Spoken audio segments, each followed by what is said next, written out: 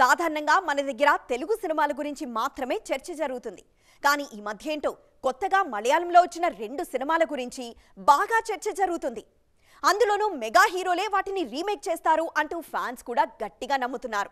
మరి అంతగా చర్చకు దారితీస్తున్న ఆ 2 మలయాళం సినిమాలేంటి? అందులో విశేషాలేంటి?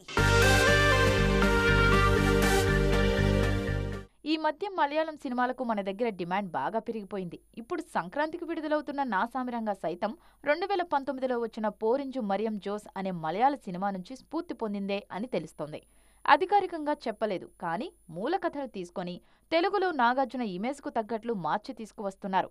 తాజాగా 2 మలయాళ సినిమాల గురించి టాలీవుడ్లో చర్చ జరుగుతోంది. ఆ 2 మోహన్ లాల్ సినిమాలే కావడం గమనార్హం. ఈ మధ్య విడుదలైన నేరు అందులో ఒకటి. కళ్లు లేని ఒక మధ్యతరగతి యువతిని మంత్రి కొడుకు రేప్ చేస్తే హీరో ఎలా పోరాడి గెలిపించాడు అనే పాయింట్ మీద కథ నడుస్తుంది. వకీల్ సాబ్ 2కు బాగా సెట్ అవుతుందని సోషల్ మీడియాలో ప్రచారం జోరందుకుంది. బయట లొకేషన్స్ ఉండవు, కేవలం కోర్టు డ్రామా మాత్రమే కావడంతో పవన్ కు ఈ రీమేక్ సూట్ అవుతుందనే చర్చ మొదలైంది. మరోవైపు లూసిఫర్ 2 షూటింగ్ వేగంగా జరుగుతోంది.